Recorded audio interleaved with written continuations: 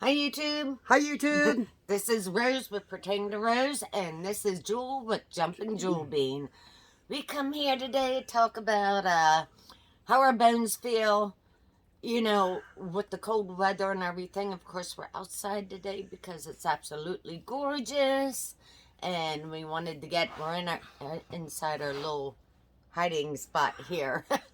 Yeah, Rusty put up this nice porch he took and put plastic up so that we could sit out here in the colder weather and not freeze to death. Absolutely. Yeah.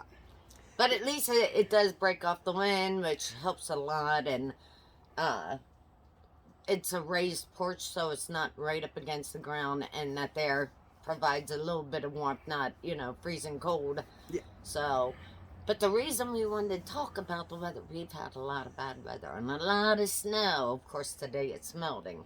Yay! Yay! But we both had what they call Sad.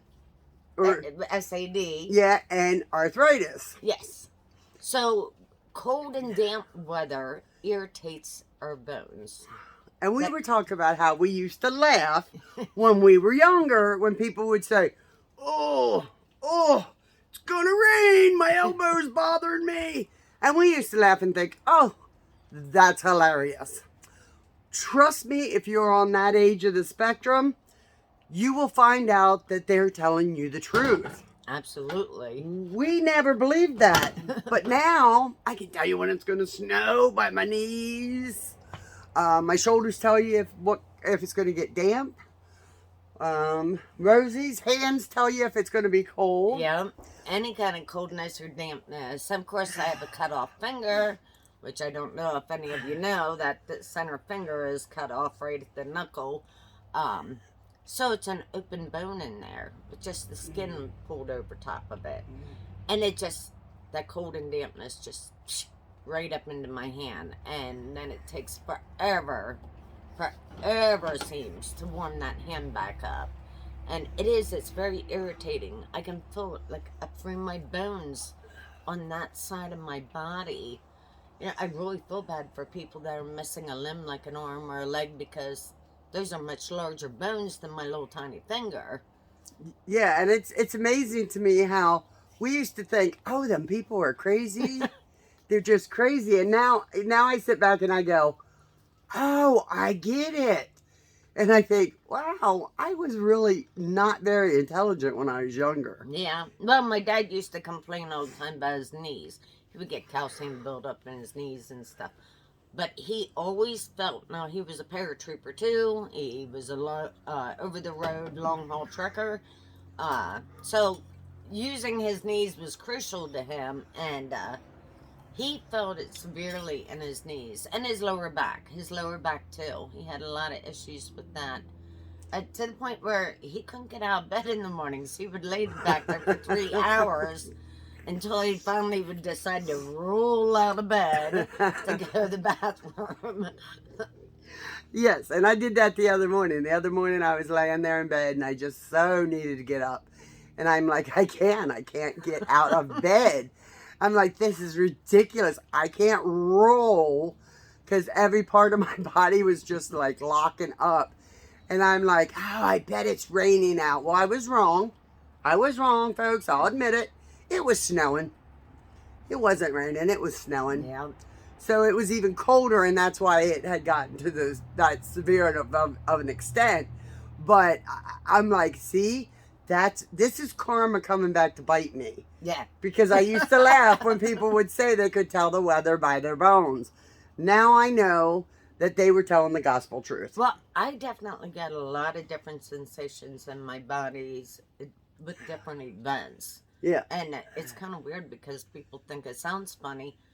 But if I get, like, my stomach does this weird flip-flop, and I know something happened. I don't know why. But it's like something in my stomach, like it clenches up and causes that acid to move around. And bad news is coming. Yeah, I just knew. I just know something is going to happen that's not good. Yeah. It's very odd like that. And when the hair on the back of my neck stands up, that means there's trouble. that something's unkosher in the situation. Yeah, I've gotten that too. I've Yeah. gotten that too. Yeah, It's yeah. very odd, but you just know, like, something's not right. I actually had a feeling one time that somebody was coming to my house, and it's like I instantly knew that it was kind of like a creepy, crawly feeling going up your skin. Like my Yeah. arms could really feel it. I'm like, it's almost like somebody creeping up on me. And it was. Yeah. It was somebody coming to visit, but it was not a good visit.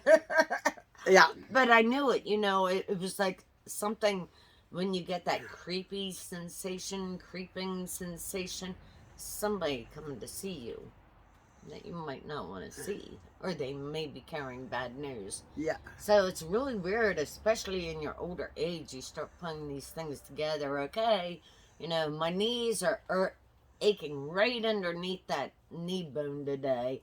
You know, I think we're gonna rain. It's gonna get rain, and next you know it, the weatherman could have said, "Oh no, it's gonna be sunny all day," and next you know it, you're looking out your windows and it's raining. Yeah. My bones are better weather forecasters than the weathermen are. That's definitely true. Yeah.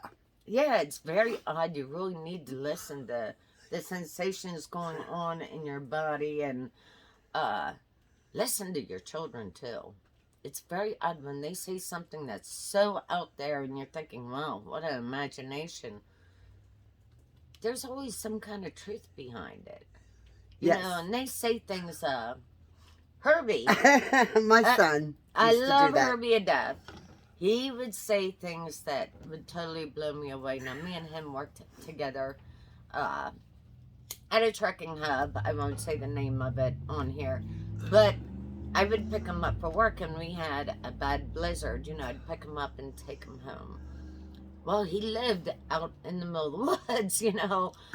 He lived in a spot where it was kind of like a horseshoe drive, but it was dirt lane. And driving him home, and the snow was high. We probably had about 3 feet of snow on the ground, you know. And it was still just coming down like a blizzard. And he said to me, "Rose, there's kids up here." I'm like, "Herbie, you can't even see. You couldn't see 5 feet in front of the vehicle, let alone what's around the bend." I mean, if I didn't know where the trees were placed, I would have never realized I was on the lane, you know. It was just one of those things. Now, people did go out and shovel the lane and plow it, you know, the best they could. But with the wind, Yeah. it would close it as quick as you could open it up. And with the wind, or with the snow being as high as it was, there's no way to see a child that's maybe 5 or younger. You wouldn't. The snow was 3 feet tall. You know, children are tiny. So there was no possible way to see that. You couldn't hear it. And at the time, we didn't know any children lived Yeah. there because all the children, like my son was the youngest of the children we knew that had lived there. And by then, he was early 20s. Right. But here, a new family had moved in who had small children. Right. He didn't know that because he'd been working nights. So he didn't know that these kids had moved Right. in. We both worked night shift. Yeah. But it was, you know, I come around the bend, and I slowed down because he kind of gave me that warning, and something just told me there's always a little bit of truth in what somebody says.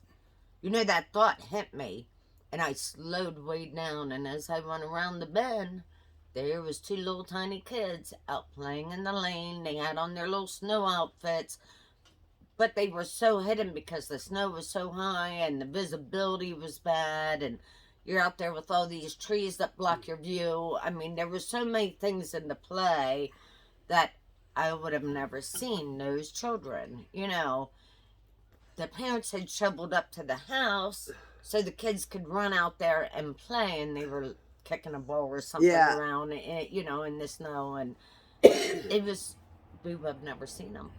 Yeah. Never seen them. But we stopped and waited for them to get off the road, you know, back into their own property, and then we took on. But he knew that, like he had that feeling, that inner sense that something's happening and you need to pay attention. Even if somebody else says it, you have to kind of know. And he had a sense that one of the cats had died up in the barn. That one of the cats was sick. So one of the cats were hurt. and they were up in the top of the barn. Well, he was only like, I'm going to say 3 or 4 at the time. And there was no way that he'd climbed the ladder and been up in the barn because we kept an eye on him because of the barn and stuff. And that ladder was missing a lot of so he was too little to get up the barn. So, but he kept insisting on this, that the cat was up in the top of the barn and he was hurt. He was bleeding. He's bleeding. He's bleeding. So finally we couldn't take it anymore. So he went down for his nap and my mom went out in the barn to look. She went up the ladder and she turned around, and just as she did, there laid the cat all bloody. It had been in a cat fight. Now she saved its life. She got it down out of the barn and nursed it back to health and stuff. But there was no way he knew that. But he insisted that cat was in the top of the barn. And sure enough, I mean, little kids seem to know more because their minds, I think, aren't as clouded as full as adults are. Right. And sometimes the children are out playing. They're not thinking constant thoughts, And all of a sudden, because that mind is keeping itself like more thoughtless, it's more open, and visions and stuff can come in like that. Yeah. So I always learn to, when the kids say something a little outrageous, there's always some kind of truth there behind that, and you should investigate it. So it's really weird how we get all these, but the bone and the cold in the bones. Yeah. Believe me, it's a real thing if you don't have it yet. Thank you. Lucky stars that you don't. Yeah. But believe somebody when they tell you, because I was like, oh, please. These people are they're out there. And fortunately, my mom was still alive when I realized this. And I apologized profusely to her about the fact that I used to laugh at her when she'd say, well, my bones say, and I'd be like, mother, come on now. But I got to profusely apologize to her. She's passed since, but I did apologize. Because, boy, I'm like, I know what you mean now. And I'm like, I'm so sorry. And so, yeah, it's amazing to me. I always thought it was some kind of, wives' tale or something, and then it was just something that people said, but obviously it's not. And if you're young, take better care of your body because you may live a lot longer than you think you're going to. Mm-hmm. I thought I was going to die young and leave a good corpse. Well, I lived that way. And now I'm old and realized that I should have taken a lot better care of my body than what I did. I lived like I was only going to live to 30, and now I'm twice that. So I used up all my good bones and joints and stuff them first 30 years, and now I put on another 30 years. So, yeah. But we do the Bragg's apple cider vinegar, and that helps. It does help. Yeah. It does help. But we won't take this on real long. This is Coffee with Us. Have a wonderful day. Yes, it's pertaining to Rose and Jewel with Jumping Jewel Bean. Have a wonderful day. Love you. I'll Bye. put her link in the description box. Love you. Bye.